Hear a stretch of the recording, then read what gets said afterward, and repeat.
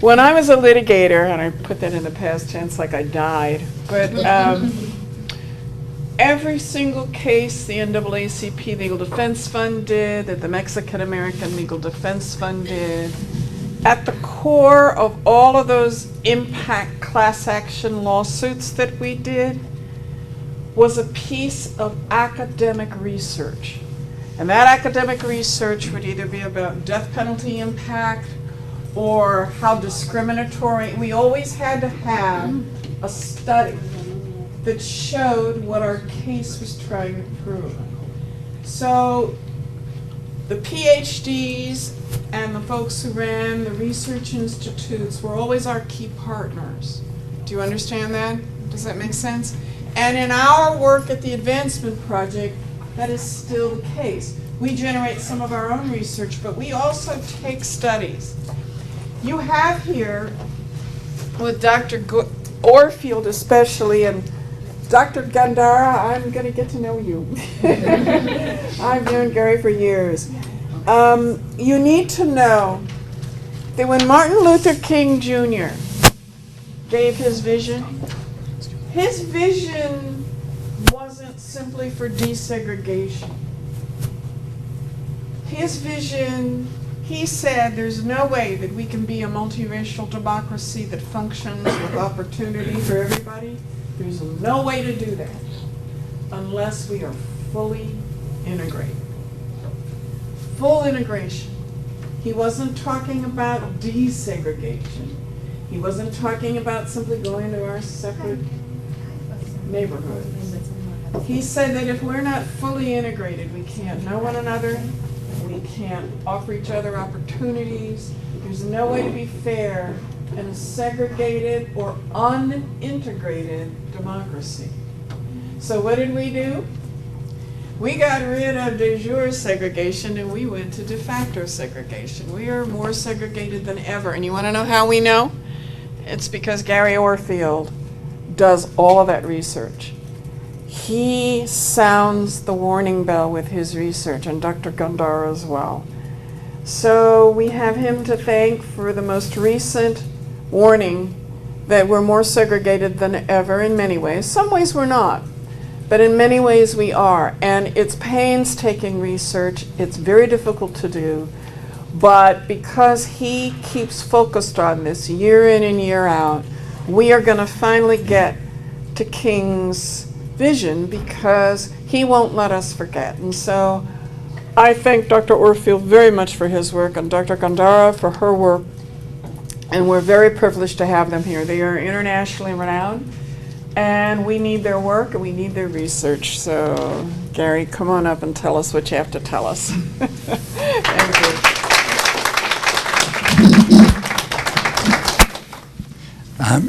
After you've been introduced like that, you just need to go home because it's all downhill from there. It's a great honor to be here with you. And the Civil Rights Project was created 17 years ago in Harvard with Christopher Edley, and we created it to basically create a new intellectual framework for civil rights work in a changing society. There had been a lot of that work done before Martin Luther King and before the Civil Rights Revolution in the 1960s. The country has changed since then, and it's gone, in many ways, gone backwards on important. There are other parts of civil rights that never reached outside the South. Most of the big changes that took place in the 60s were in the South, where there were 17 states that had comprehensive systems of racial apartheid backed by state law. That's what most of the civil rights revolution was about. It never reached effectively into urban North and West because by the time it was reaching there, the rights of Latinos to desegregation, for example, weren't recognized until 19 years after the Brown decision. The rights of desegregation in cities weren't recognized until that same year, and they were never enforced. And most of the time since the Civil Rights Revolution, the government and the Supreme Court have been in the control of people who really don't sympathize with what the goal of that social movement was. And in the meantime, the country has changed tremendously as the immigration laws were changed and the country became changed from basically what it was considered a two-race country to a 4 or 5-race country. And the changes are most dramatic, of course, here in the West. Where's the civil rights law? Where's the initiatives? California's adopted 6 propositions to limit civil rights, creating a sorry model for the whole country. So we're going to tell you something about what we do and how we do it, and what we think are some issues that are particularly relevant to you guys here in California. We care a lot about California. We're a national project, and we're not out there organizing. Our work is mostly in the intellectual creation of information and organizing people to think about issues and to gather information that can be used by advocates to try to change the country. And we consciously were designed to address issues of law and policy. And we've been doing that relentlessly, sometimes successfully. When affirmative action was upheld by the Supreme Court in 2003, they cited a lot of work that we'd done, which was the ultimate great victory. But lots of times our research is ignored. And it really isn't aimed at this moment. It's aimed at what we have to become when we have the kind of social movement and political change that would permit those changes to take place, which is your job, in part, to create some of that. So Patricia Gondra is the co-director of the Civil Rights Project. She is one of the leading experts in the country on issues of language minority children and of immigrant children. And we work on a very broad range of issues, which we're going to start out by describing to you briefly some of the things we're involved in right now.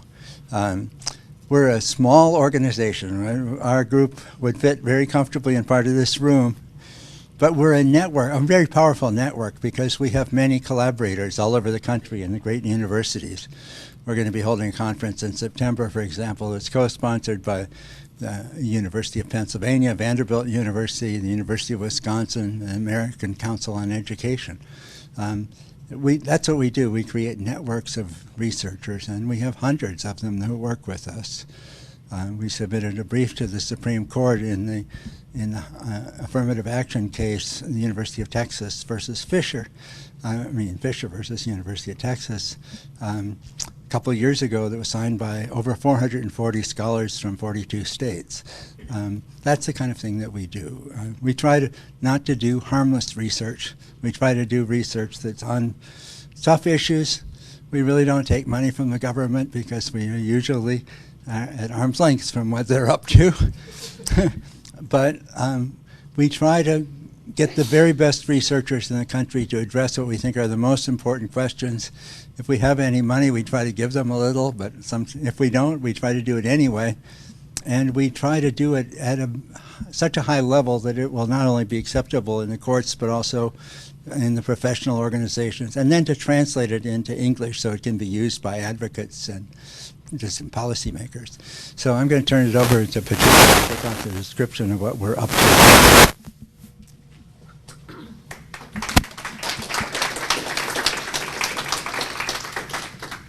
Thank you.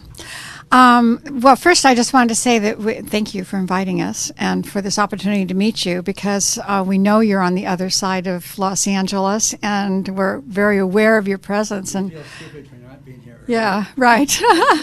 We're aware of your presence and really happy for the opportunity to actually be here physically. We didn't bring materials. We didn't bring a PowerPoint. We didn't see this as a class. We saw it more as an explanation of what we do. Talking. Great website, though. Well, that's where I'm going. One of the advantages for Gary and me is that we tend to think exactly the same thing at the same moment. So only one has to speak.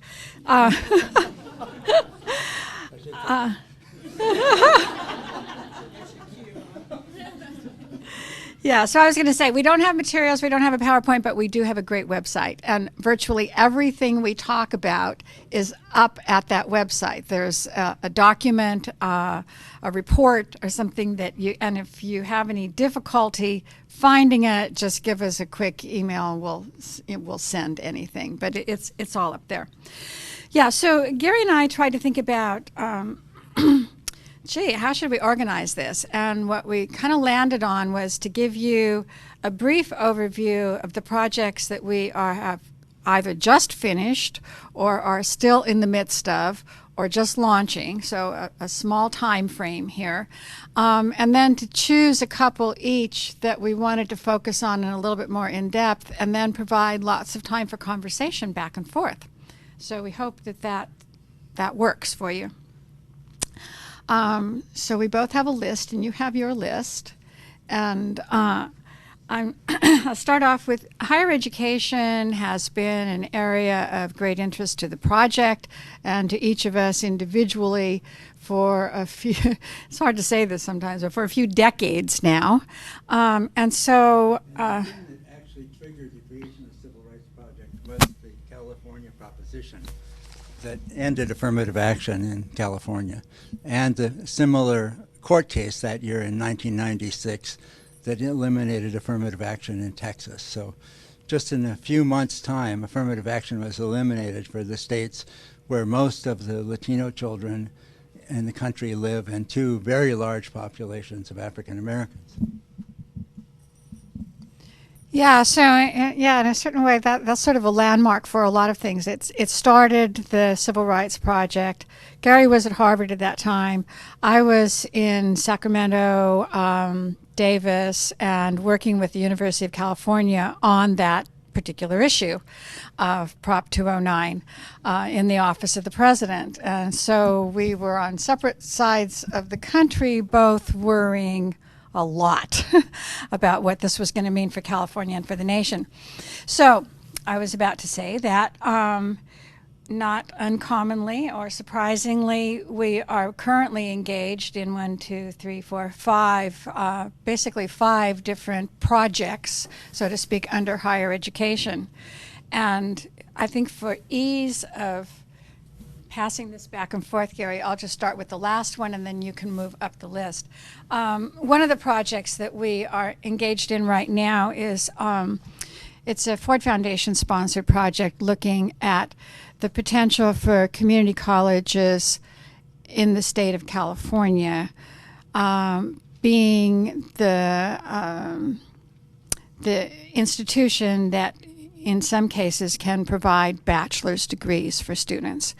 And I'm sure I don't have to say too much in this group to tell you why we would be thinking along those lines. 75% of students of color in this state begin their higher education in the community colleges.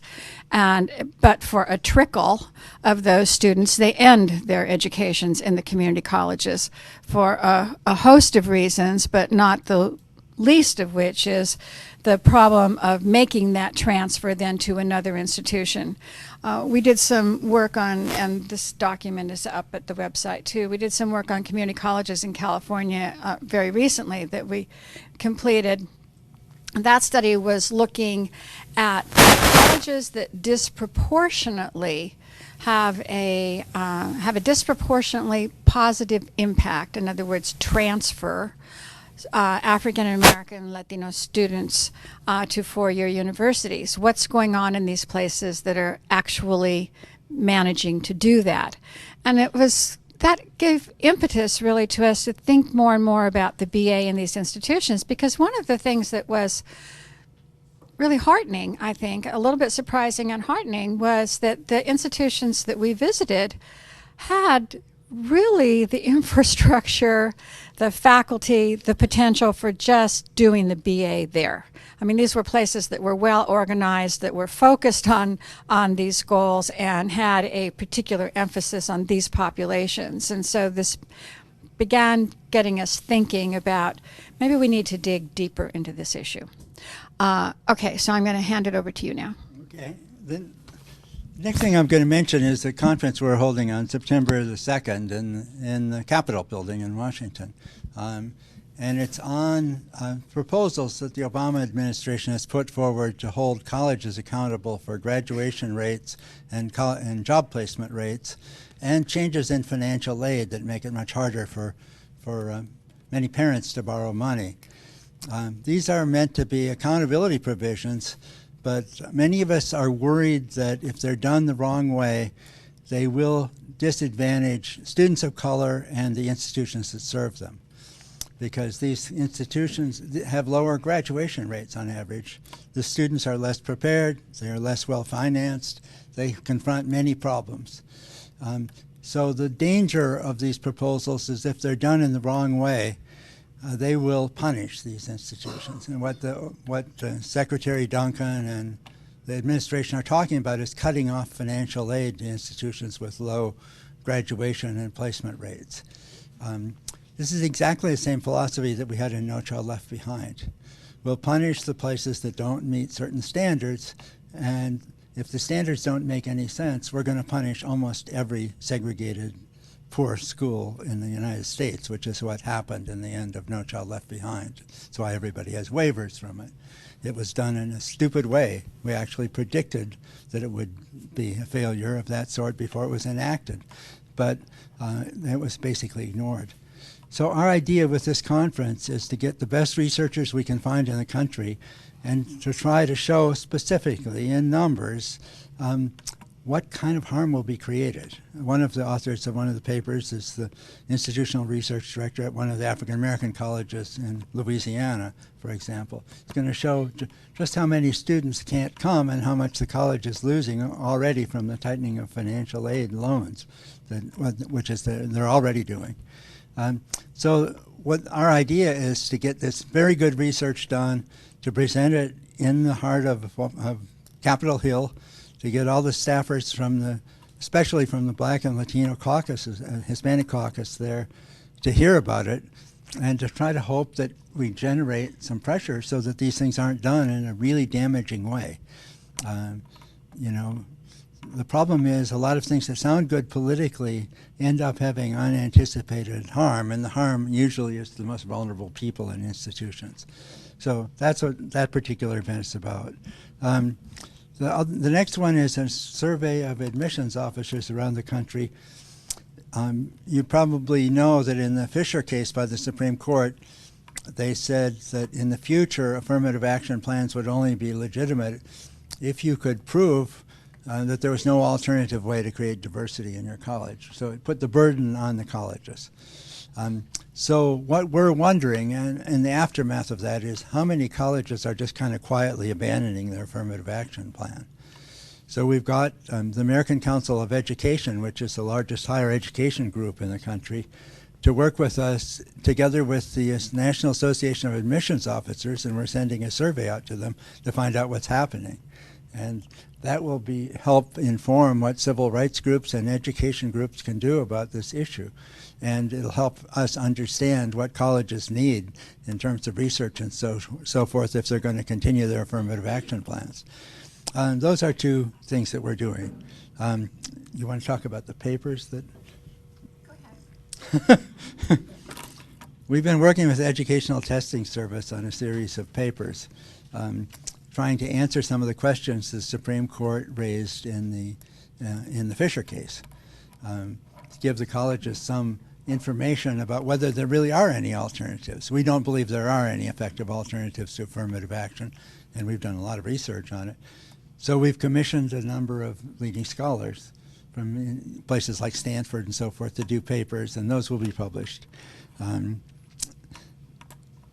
Now, in terms of the Supreme Court, we did a brief on the last two higher ed cases they've heard, the Fisher case and the Schuette case that was heard last term.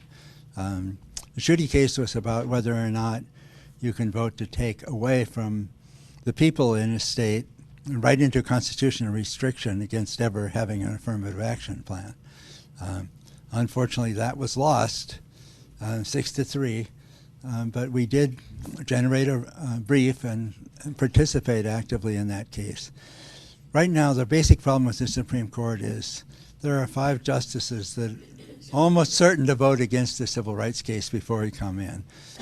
They're the same, and they're remaking the Constitution, limiting a lot of the voting rights protections, for example, in the last term. So our job is overwhelmingly difficult. But if one of those justices was replaced by a justice, say, by President Hillary, we could have a different Constitution. And then the research that we're doing wouldn't be in the dissents, it would be in the opinions. And that's what we're aiming at. So maybe this is a good point, which is, as I'm listening to you talking, I'm thinking, I wonder how many people in the room are thinking, well, how do they do this? How do they go out and commission these studies or get this right? Yeah, right. I'm in a minute. I'm going to tell you about a massive set of studies that we did in Arizona with $0, that many. But basically, when Gary mentioned about the papers that we're doing with ETS, we kind of guilt people sometimes into giving us a little bit of money to do something, and we promise something, and we generally deliver twice as much, which means that it kind of comes out of our hide, because and usually the money's not for us. The money is to commission somebody else to help us. So we really are a shoestring organization. Yeah. So, but a lot of the ways that we multiply the effect is by getting a little bit of money from somebody and then commissioning stuff. And as Gary points out, we have a wonderful, wonderful network of folks that we have identified out there that we know we can guilt them into doing things. And just call them and say, well, what did you do this research for? Yeah. Or isn't this great that you know this stuff? Don't you want to share this with some folks who can make something happen with it? So anyway, that's not in detail the procedure, but just to give you a broad sense. We don't have any ongoing support. It's sort of week to week and month to month, and whatever we can pull together. So we'll move to that was kind of a broad thing on the higher education. There's a project that I'm going to let Gary say a little bit more about, because this is really Gary's project that he launched, but I'm the project's greatest cheerleader, because I think that this has the potential to be really, really fascinating. And this is what we call the Lisanti project, Los Angeles, San Diego, Tijuana. And understand in that there, for some folks, there's a border in there. But for this project, I think that's one of the really fascinating things about it, is it's viewed as a region, not as two nations. Well, those of you who studied demography or geography, you know that there's a few really, truly massive urban complexes in the world. One of them in the United States is called Boswash. It's a continuing urbanization between Boston and Washington. It's one great urban area that you can hardly go for a mile without being in an urbanized area. The other one is really an international megalopolis, which is from the northern suburbs of Los Angeles through the southern suburbs of Tijuana, Rosarito.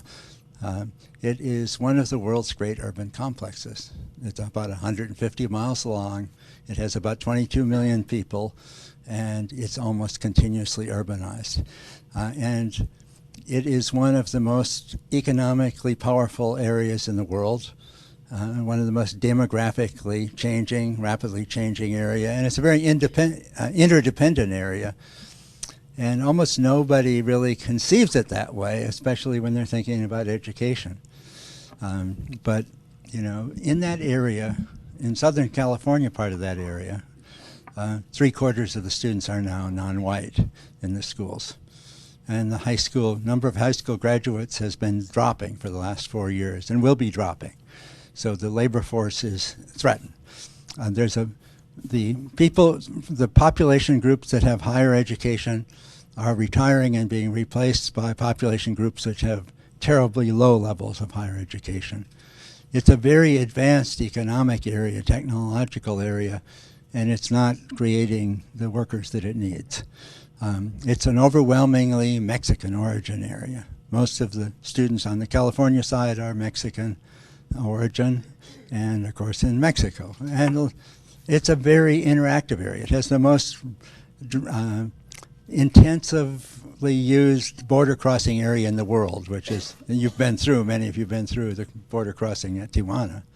There's no place that more people cross an international border every day than that one. And it has incredible inequalities, both within each part and between them. So within each part, basically the population that's inheriting these areas, which is a Mexican origin population, is getting very poorly prepared for the economy that's coming along, and is having outcomes very unequal to those that whites and Asians are living in. It's very stratified, with the coastal areas prospering and the inland areas hit harder by the Great Recession than almost any place else in the United States.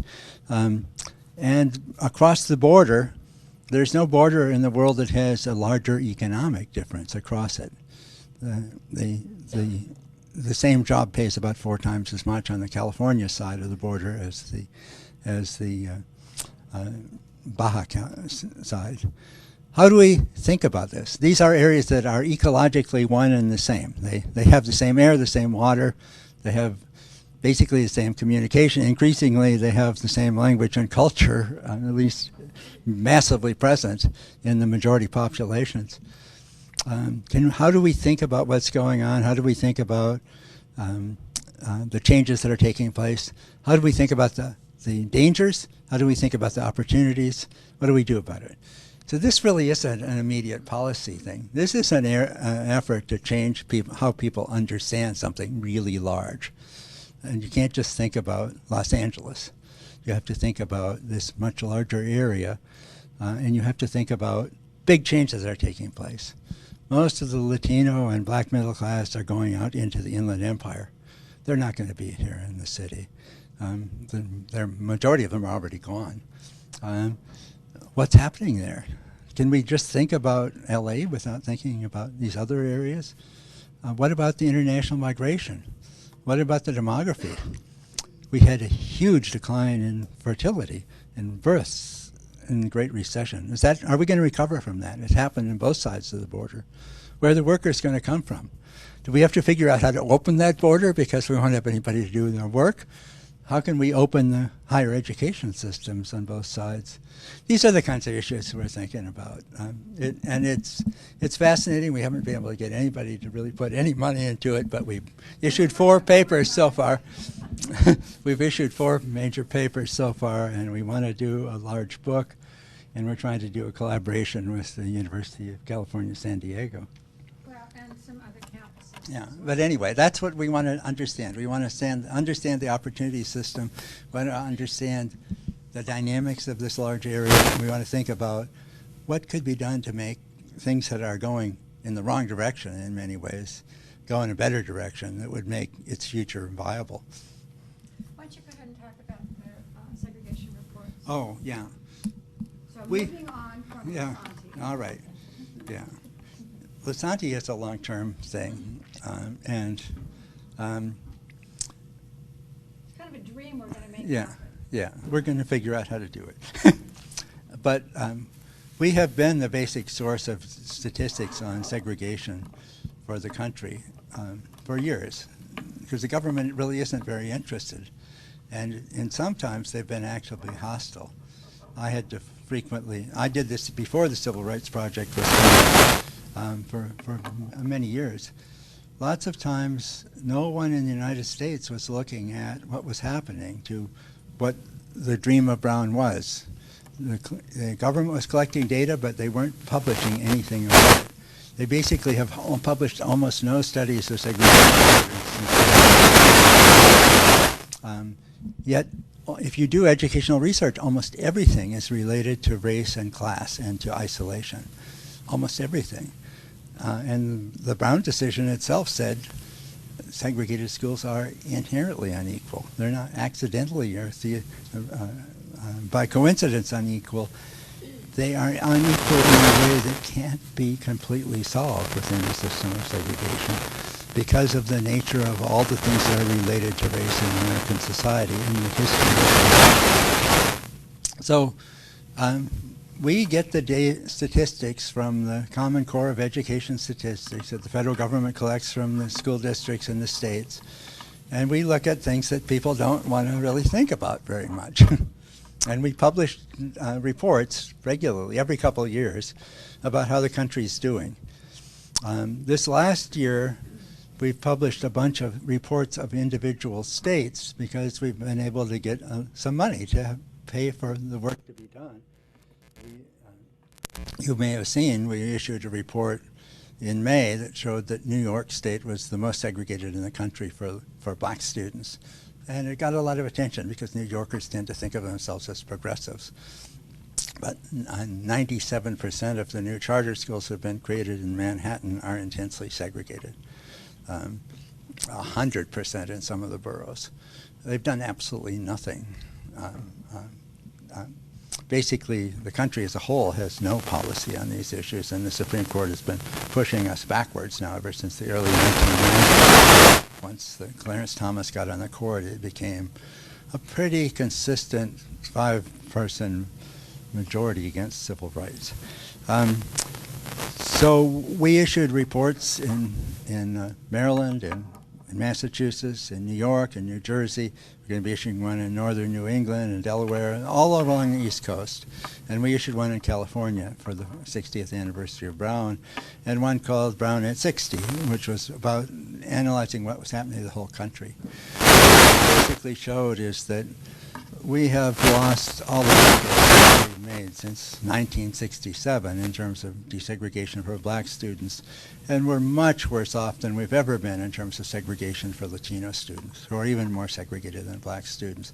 It showed that the segregation wasn't just by race, it was almost always double segregation by race and poverty. And a third of the time triple. A third of the time by race, poverty, and language origin. And this pattern of segregation is systematically related to what kinds of teachers you have, how much experience they have, what courses are offered, what the graduation rate of your school is going to be, what the probability is that you'll go to college and succeed in college, and to many other aspects of both the opportunity and outcomes of schooling. Almost all of the serious dropout factories, the 2,000 schools in the United States, high schools, where a very large percentage of the kids don't graduate and almost nobody's ready for college, are segregated by both race and poverty.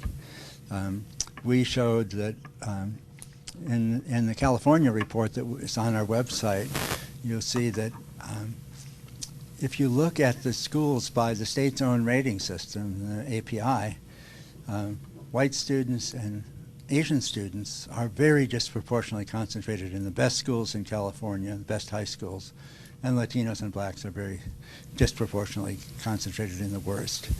Now you put that together with a very stratified and selective higher education system where only 1/3 of the students are supposed to get into any sort of four-year college and only 1/8 are supposed to get into the University of California.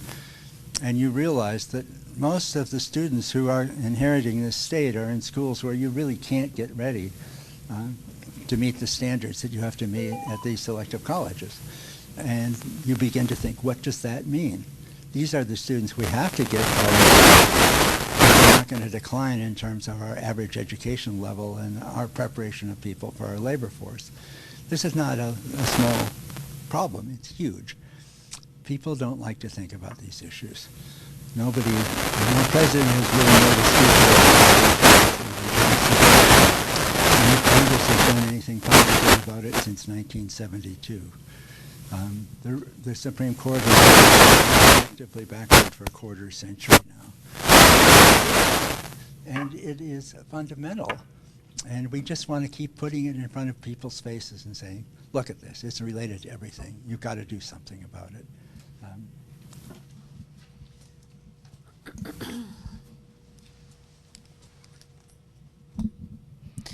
Yeah, I think that's the huge dilemma around affirmative action and our battles in that area is that we're forced to talk about it in such narrow kinds of legal terms. And yet the reality is so huge, particularly in a place like California, where we see that the majority of our children are not going to have the opportunity to get a good higher education because of the schools that they are, the K-12 schools that they're in that are not preparing them. These things are so linked, and yet, I don't know, Gary and I constantly have this kind of running discourse about, I mean, how do we make courts look at the fundamental unfairness of saying, you know, these kids are, this is a level playing field, when in fact it's just such an incredibly unlevel playing field that there's really no hope for many of these kids to have access to good higher education. One of the most dramatic numbers in a California report is about Latinos. 1970, the average Latino student in California was in a 54% white school. They're now in a 16% white school, 84% minority school. The average black student in California is in a school which has very few middle-class people, very few whites or Asians, but they're in a school that has 2.5 times more Latinos than blacks. So they're a minority within another disadvantaged minority school. How do we make that work? Who's thinking about that? Who's had an intelligent conversation? Today in California, I know you guys all know the statistic, but just to do a little framing here, 52% of our children in our K-12 schools are Latino. About half of those children will begin school not speaking English. Another factoid from that report is when we looked at who the distribution of students across the 10 API deciles. You're all familiar with the API and the deciles. The single group that was most likely to be found in the bottom 2 or 3 deciles was in fact English learners. Those kids are crowded into the very, very worst schools that we have. And these are the children who are starting with one leg and one arm tied behind them. So how do we even think about bringing these children up, this huge percentage of our children, up to a point where they can, what's that? Give them harder tests. Yeah, right. We'll raise the standards. Okay, so this was going to be a 10-minute. This was going to be our 10-minute overview. Okay, this is typical. Another area in which we work is we actually, at any given time, we're usually working hand in hand with some legislator who is trying to do some kind of good thing in the world. And at the moment, we have 2 such legislators here in California. And Gary and I have been both very involved in both of these efforts. Ed Hernandez's attempts to overturn the ban on affirmative action in California.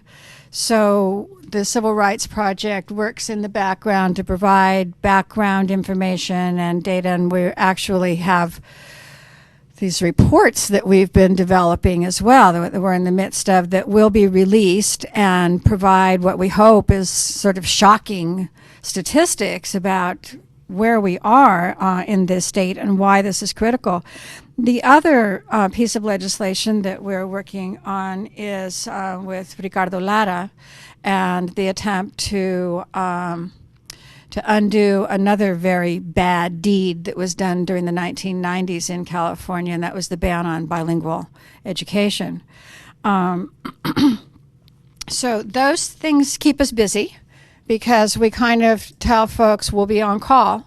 You need a fact, you need a statement, you need some kind of background research on something, we'll do it because, I mean, this is, Connie first talked about how the importance of the academic folks working hand in hand with the advocacy folks and working hand in hand with the legal folks and the legislative folks. I mean, if we build this network together, we all get to pitch in at in the ways that we can be most effective, and so that's one of the things that we do.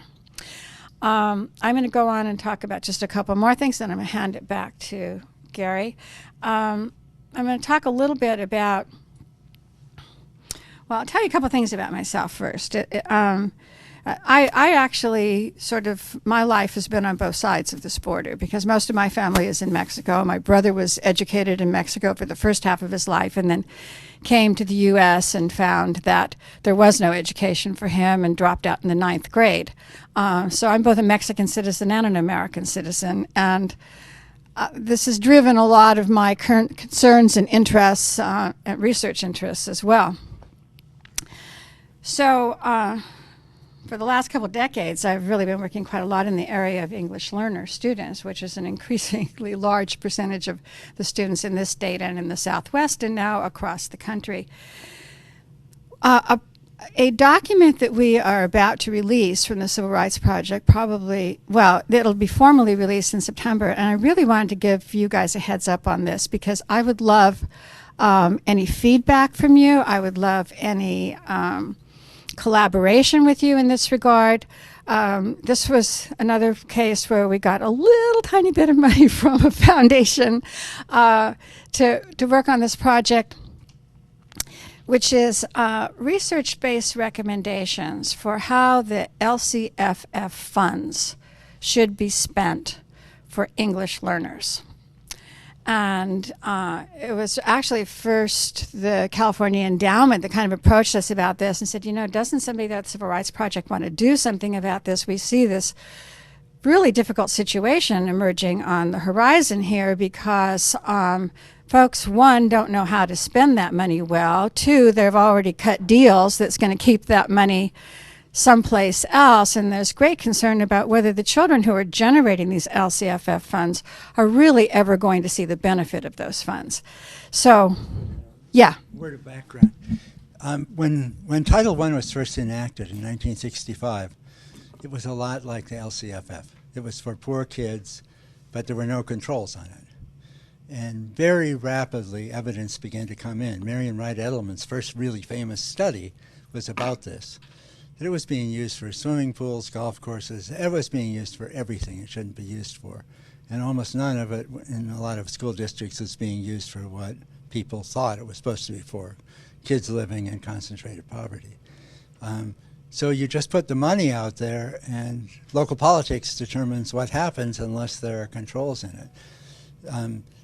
In the Reagan administration, the first year of the Reagan administration, they combined all kinds of educational programs, including programs that are supposed to help women, equity, support for magnet schools, many things, into one block grant. And then they put it out there to see what would happen. And the fact was none of the money was spent for those kinds of things. It was all spent just distributed on a per capita basis around the states. So when I saw the local control funding formula, I thought, oh my gosh, this is going to happen again unless they really do something about it. Because you put it out there, the unions want it, the existing teachers want it, they want to hire more people, hire back the people they lost. There's millions of factors that money can be used for. And I think of school systems as sponges. Or eggplant. You can put, if you cook eggplant, it'll absorb any amount of oil that you have. To get something to happen, there has to be some direction. Yeah, and it's not that those are bad things that people want to spend it on, but the reality is, are we going to make any difference for the kids who are generating the funds?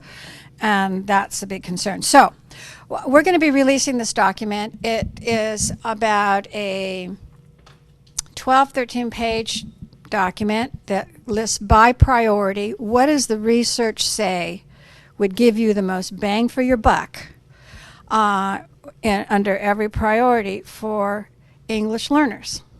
And we start, number one, with the notion that you need to be hiring bilingual personnel and you need to be getting bilingual teachers into, I don't care if you've got an English-only program, you need bilingual teachers in those classrooms because who else is going to speak to those parents?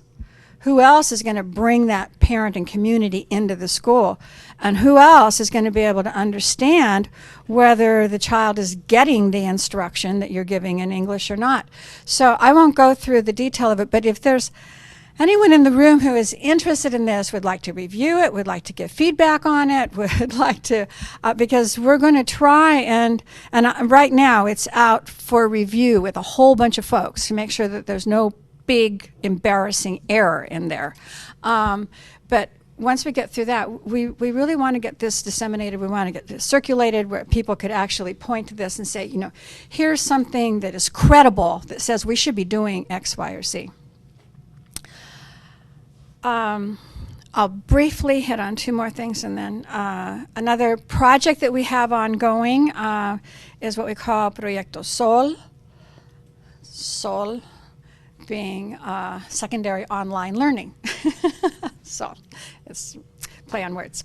And basically we've been doing this for years, developing a curriculum that is Common Core aligned, that is bilingual, that is open access, totally free, that can be accessed online, and that would give students credit here in California for high school graduation purposes and or in most other Spanish-speaking countries. We had a whole lot of funding at the beginning, and now we have no funding, but we're going to have some of this out there online, and it basically deals with math and science courses that students need to graduate that so many immigrant kids never get to access because they're trapped in an ESL ghetto and not given access to those courses, or they simply don't speak the language and the teachers don't speak the language, and so they don't get them. So this is a years-long project that we've had, and we're going to have this stuff up and online. I'll just say a couple words about the Arizona Equity Project, which we've just finished pretty much. And the reason for mentioning this project is because it is emblematic of the way we operate. And it is the most inequitable state of the country in most ways. We're just waiting for them to decide they should secede. We'll wave goodbye. So does the name the case Horn v. Flores mean anything to anybody in this room?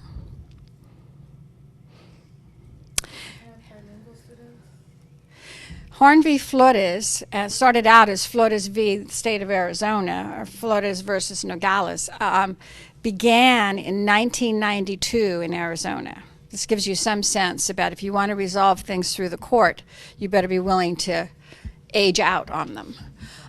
Because for about a decade and a half, the state dragged its feet and didn't respond to the federal courts, and so this is a very long story.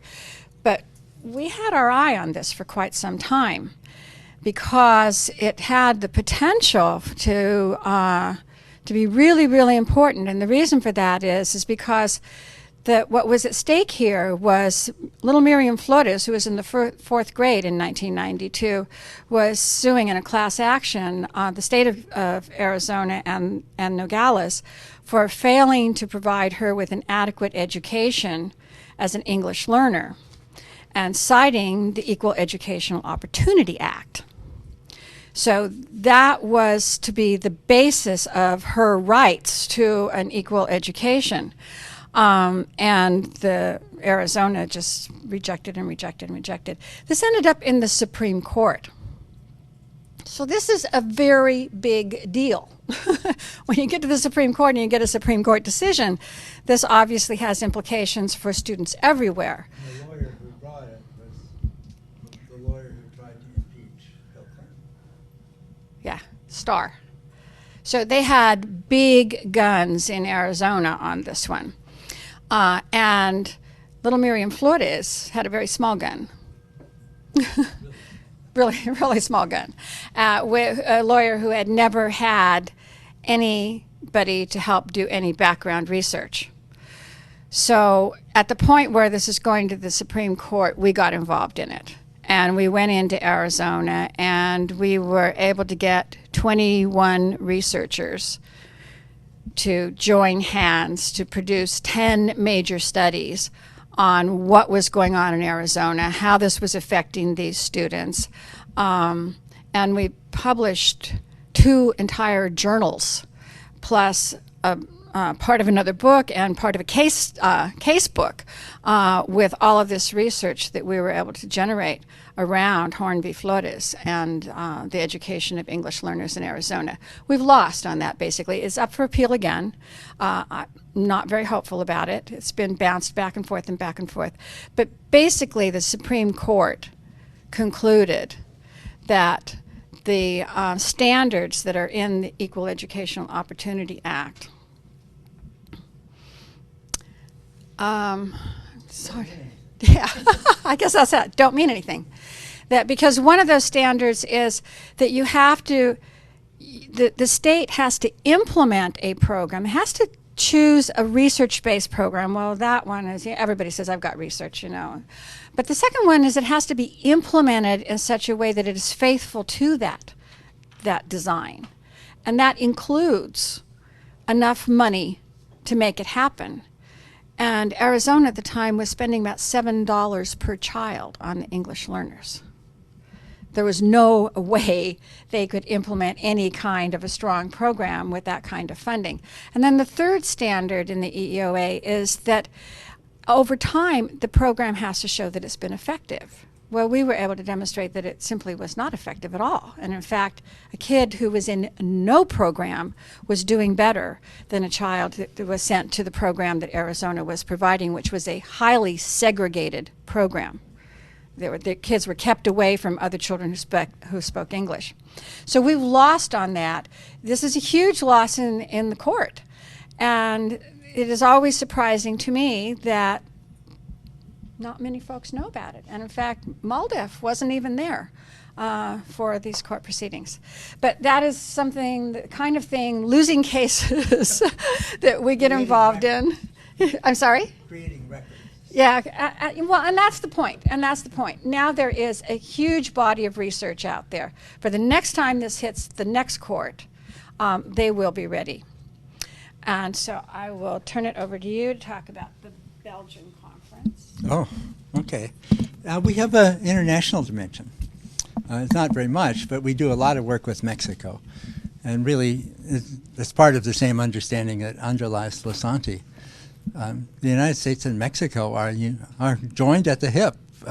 Our destinies are linked because we have already 25% of our students from Hispanic backgrounds. 2/3 of them are Mexican, and most of the rest are Central American, and we're very similar in background in many ways. But in addition, we've had a big conference in Mexico called the Students We Share, because hundreds of thousands of students are educated part of their life on one side of the border and part on another, and treated terribly on both sides.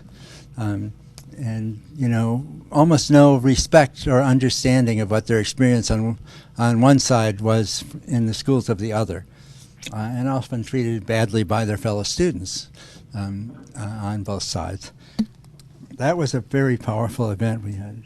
150 researchers from both sides, from Mexico and the U.S., who were shocked to meet each other and know that they were doing similar kind of work and never speaking to each other across this border. Yeah, I mean, this is the kind of thing we want to do there. We had a conference in Belgium last fall with a university there talking about looking at segregation internationally. Right now, almost all the countries in Europe are going through demographic change and becoming more diverse than they used to be. And they are doing the same stupid things that we do. I mean, they are segregating and discriminating and treating language badly in shocking ways. Anyway, we got researchers from a number of countries together who looked at the statistics in their own country and shared information. And we're going to try to put all that together to help people understand that this isn't just, this is a problem that happens whenever there's inequality. Basically, the privileged people want the best for their children, and the most disadvantaged people get the worst. We were in Hong Kong last fall, and it turns out the people who do the dirty work in Hong Kong are Filipinos, and they aren't allowed into the good Chinese schools. And they're trying to think about how to do class action litigation there. But, you know, basically discrimination and exclusion and isolation are problems that happen in all societies with deep inequalities. So that we're talking about something that isn't an incident of our history. It's something that is a general deep problem anyway, and we're trying to help people understand each other, not have to reinvent the wheel, because so many things that we've experienced. We have the advantage of having civil rights laws because we had a civil rights revolution. They don't have them in Europe yet. Europe has used some of our research on special education discrimination in their Court of Human Rights to help protect the Roma kids who are segregated, and historically in many countries in Eastern Europe have been automatically put in special education because they're Romas, they're gypsies, and they're considered to be inferior. Anyway, that's one of the things that we're involved in to some extent, although we try to focus on the United States with 95% of our energy. There is going to be, we would do a lot of work on school suspension. Dan Lowson, who runs our project, and who runs the Civil Rights Remedies Project inside of the Civil Rights Project, is the leading expert in the country on that. We've been issuing lots of reports, including a California report, and lots more of them are coming. This is one area which is really encouraging right now because people are taking this research and actually passing policies. And the Federal Office for Civil Rights is actually investigating and getting remedies, including the one that they negotiated here in Los Angeles about suspension. This makes me think, by the way, of our first involvement, active involvement with the Advancement Project many years ago was with the Eastern branch of the Advancement Project, where we had a joint conference on the school-to-prison pipeline, and Jesse Jackson spoke at. And it was a wonderful experience. We have to do something like that out here in the West.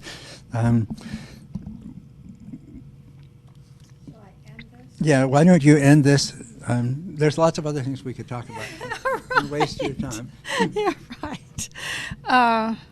Okay, two things real quick, because there was a note about there's the choice stuff, and there was a note about what's particular to Los Angeles, and one of the things we are about to launch here with the LAUSD, as well as some major districts around the country, is surveying teachers and whomever else we can get, but who are teaching English learners, trying to understand what they know, what they don't know, how well prepared they've been. We have, for some time, have plenty of evidence that it's not what's happening in the classrooms for these children who are not native English speakers is not working. That nobody performs lower on across any kind of test you want to name than English learners. And one of the clear problems is the preparation. Not that teachers don't want to do a great job, not that they don't care about doing a great job, but they're not prepared to do that job. And it's a really, really hard job. So we want to get in. There's been almost no research on this. I mean, everybody wants to reform everything and, change everything about the schools and fire teachers and do other things. But there's almost no research on what do teachers know and what do they need to know in order to be more effective with these kids. So we're about to launch that. And then I just want to end on another. So on a positive note, Gary, you were just saying on a positive note, the conferences was that those are positive, right? And then also we're about to publish a book and a report with the Educational Testing Service, ETS. We have some friends there, and so they'll occasionally throw us a bone. And they helped us to commission a series of studies on the value of bilingualism in the labor market. For some time there has been a lot of evidence that there are cognitive benefits, there are social benefits, there are educational benefits, there are psychological benefits. There's this whole series of benefits for being multilingual. It just helps you in a whole lot of ways. But none of those things has really seemed to have hit home in a state like California that says, no, you shouldn't be doing bilingual education. So it occurs to us that maybe the last chance is to say, okay, but what if you make more money if you're bilingual? Won't that convince folks? How many of you in the room think that bilinguals are compensated better in the labor market than monolingual English speakers? How many of you think that you probably, if you're bilingual, you're multilingual, you'll make more money. Now. So this is really great. This is really great. Yeah, because you guys are onto something. Because actually, if you go to most middle-class audiences, and they'll just say, "Yeah, for sure. I'm sure that's the case." And in fact, the research over decades has shown that not only do bilinguals in the labor market not make more money, there's actually a penalty for being bilingual. That in the same position, you actually make a little bit less. And that sounds counterintuitive, but if you think about it for a moment, who's bilingual in our society? Immigrants, marginalized folks. Is it true across the board with any language? Yes. Yes, we've looked at it. Although, for sure, the best data is on Spanish. Most studies are done on that because we have a large enough number of those in any one place. But yes, across the board, that tends to be the case. So we commissioned a series of studies, and we're about to publish this book and this report with ETS. And the news is very good, that the world has changed. And that those young people who manage to maintain dual language skills as they graduate from high school are dropping out at lower rates, going to college at higher rates, going to four-year colleges at higher rates, earning more in the labor market, being placed in higher occupational strata, and that 2/3 of employers that we surveyed across California, 2/3 of about 300 employers in all kinds of small, medium, and large businesses across, said they're hiring the multilingual person. If they've got two people who are similar, then the hiring priority goes to the person who speaks another language. We're hoping, and this is part of the research that is backing up Lara's bill, 1174, to get rid of this bilingual ban. I'm done. So I grew up in a generation when I was young, elementary. Like there was like no, do not because my parents are Chinese speaking and my dad doesn't speak English very well. Do not speak to your child in Right. that language. So Right. my parents didn't really listen, but a lot of my friends that spoke Spanish and that kind of they grew up not knowing Spanish. And That's so right. in college we're kind of trying to catch up. Mm-hmm. Now I have two small kids who are actually in a bilingual Mandarin program, so I've seen the trend just personally. What my concern is also I've seen the trend that the folks that are actually in these bilingual programs are usually middle, upper, very wealthy, because they were the ones advocating for this program to come into school, Right. and then to me, while I'm benefiting from my children being in a public school that has this bilingual education, but I'm still seeing that there's two tracks that are going on, and so I'm just wondering, as part of your research, if you're seeing this trend in bilingualism and the opportunities to access those schools is also creating, once again, the separation of different groups going on different tracks. There's some good research on this, on the implementation of these programs, and that one has to be very careful about this because you're right. Most of these dual language programs get started in places where there's a strong middle class push for them, and those parents are aggressive and know how to fight for their own children's benefit. And too often, the children who come from a lower income background or parents who are not as savvy about this don't get the same kind of education. But I see this really as a first step and as a tremendous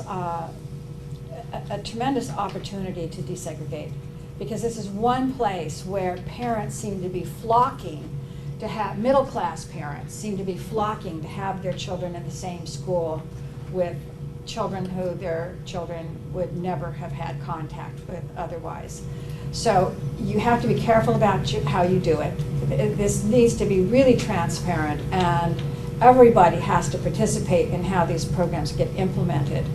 But we see them, and also the courts have never said anything about not using language as a desegregating factor. So where we can't use race, we can use language. So I see this as really very hopeful, and we're hoping that this body of research is also going to now push a little bit. So we're going to take this on the road. Yeah. So this is a perfect This is- segue yeah. to one of the challenges I want to leave with you. We did a book last year called Educational Delusions. why choice can increase inequality and how to make schools fair. We are in the middle of blossoming of school choice in the United States that is being done mostly without any civil rights provisions attached to it. And the basic theme of this book is that we learned way back in the 1960s that if you do choice without some basic civil rights protections, you increase inequality. And we learned that because thousands of school districts in the South did what was called freedom of choice. And it left the black schools totally segregated and left the white schools almost completely segregated, and ultimately the courts rejected it. There was also a system called open enrollment in many northern and western cities in the 1960s, which really basically enabled whites to leave integrated neighborhoods and go to whiter neighborhoods. Often that was its intention, and it was found to be a violation. There's the first vouchers that happened in civil rights context were the vouchers that happened in a school district in Virginia that shut down its public schools and created vouchers. Unfortunately, there was only a white school in the area that would take the vouchers, so the black kids got nothing. So the early history of choice as a serious thing in American education was a disaster in civil rights terms.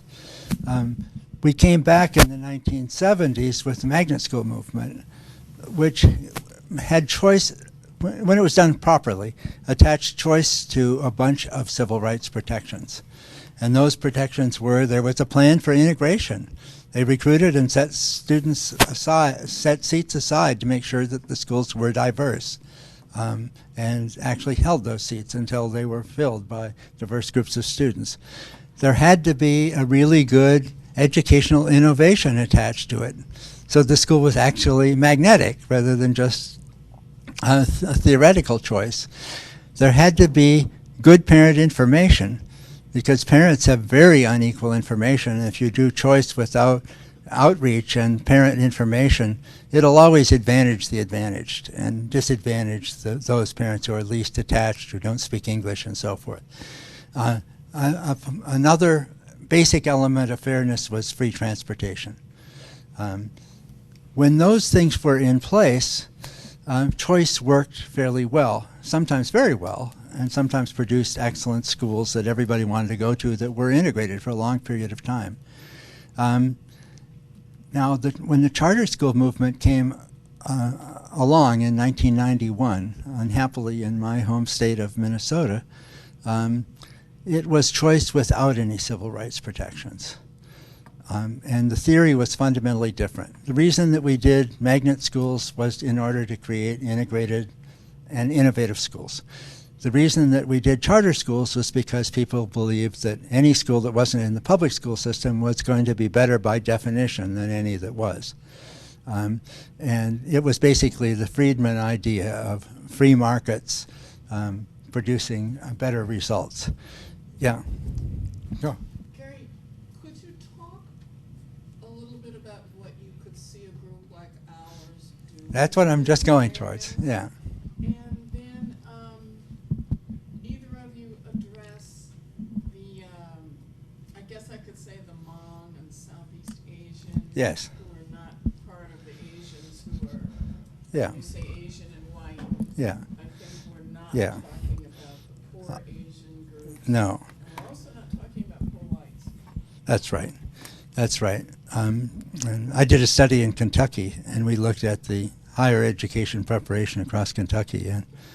And the poor white situation in the rural areas of the hills of eastern Kentucky was so devastating that I said, we really need to have affirmative action for those kids, too. Now, there's very few areas of segregated high poverty white school concentration in the United States on any scale. If you look at it on a map, it's basically in the Appalachians and in a few other areas. But those areas are incredibly disadvantaged. Now, groups like the Hmong and Southeast Asians in general, of course, are having a very different situation than the Chinese and the Indians and so forth. And their situation, I did a lot of work in San Francisco with the court, is a lot more like Latinos and Latinos from Mexico. The situation of Latinos from South America is a lot more like Asians. You know, there's an interaction between class and race that's very important. But Class and race and migration yes, history, too. and also where you end up, because Asians end up settled in the most integrated residential patterns in the United States, and Latinos end up segregated in very isolated areas, very impoverished areas. I'm going to give you a couple of statistics about Los Angeles and then tell you what I think you could do to do some good about this. Okay, but just say one more thing Yeah. about the low-income Yeah. Asians Yeah. and the Southeast Asians Yeah. who, if you strip away the titles on there, they look exactly like low-income Latinos on all of the tests, on everything. It's just you would not know the difference between them. And if you look at the level of education and income that these families had before they migrated, they look exactly the same too. If we look, when I was the court's representative in the San Francisco desegregation case, we had a ton of interesting data, and one of the interesting pieces that we never really published, and not because we were trying to suppress it, just we had so much other things to do, but the Chinese kids who were living in Chinatown were performing worse than black kids in San Francisco. The Chinese kids who were living in the Sunset and other areas of San Francisco were knocking the top off, but there's a class factor as well as an ethnic factor that's at work here. And we confuse that a lot, and we need to sort it out. Los Angeles Unified in 2012, if you look at the exposure of kids to black and Latino kids, white kids are typically in schools that are in Los Angeles. In the state of California, they're in schools that are, on average, 38% black and Latino. In Los Angeles, even though they are a very small minority, only they're in schools that typically are predominantly white. So there's a small white majority for the typical white student in the city of Los Angeles by 2012. This is true for black students. They're typically in schools that are 86% minority in Los Angeles, and Latino students, schools that are 90% black and Latino.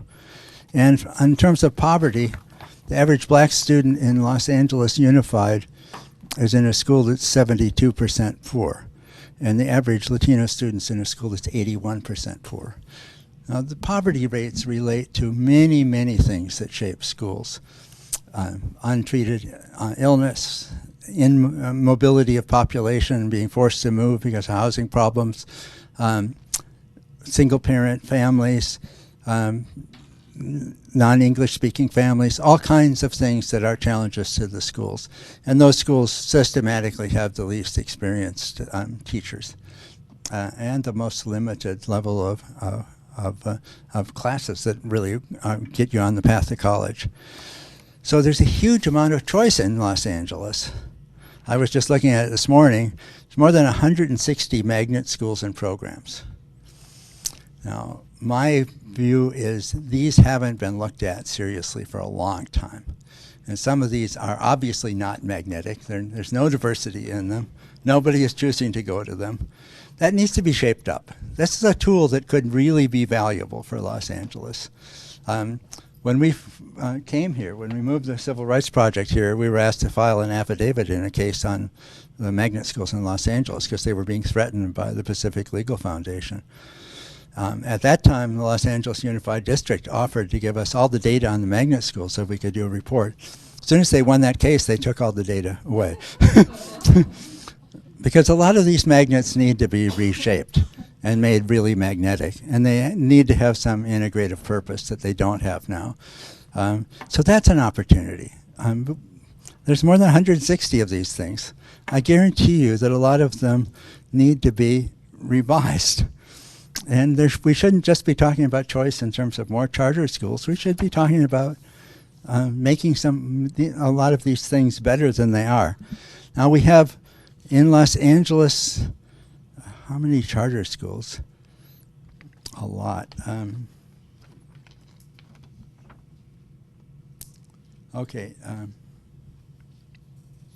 I had the page, but I don't think I brought it. But I believe there's well over 150 charter schools. The charter schools don't have civil rights policies attached to them. How about getting those put into the charter framework by the school board, by the State Board of Education, showing what is going on there and what could go on, and making those work better in a way that is likely to produce more diversity, more equity. How about the gentrifying neighborhoods in Los Angeles? Los Angeles is in a process of, that has a lot of bad consequences, but also has some potentials. There's a lot of neighborhoods that are getting a lot of professional, higher income, higher educated families moving in, but they're not using the public schools in the neighborhood. How can we work to actually bring them in? Because they're an asset for poor kids. They're also a political asset for the schools. They also have skills that can be used to get resources from the district and so forth. But they won't come in unless they get confidence that their kids can go to college and their kids will be treated decently by the other kids and the teaching force and so forth. It's an organizing problem.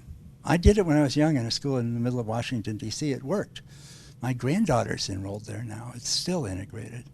It made a difference for the community. It meant that the blacks and whites in that community talked together, worked together, had a common enemy, which was the district office. It was transformative. The school went from the school that everybody tried to avoid to a school that people tried to get into. Why don't we take advantage of some of these forces to create possibilities where they don't exist?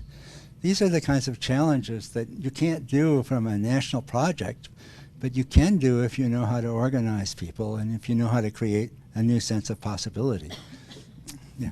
I'm sorry to cut you short, but this is really, hopefully, the beginning of a conversation of ways that we can work together or build off of each other's work. I know just offhand, I don't think we maybe have time to get into it right now, but maybe after this we can set up some further meetings with just select folks that are working on some of the issues that you guys are working on. Have you come over and explain all the stuff that you're doing to us? us? We're working on LCFF, we're working on education policy and issues of gentrification and all sorts of other issues, common issues. So I really, really appreciate you spending the time to come and share with us, and hopefully it'll be the beginning of more frequent interaction and cooperation.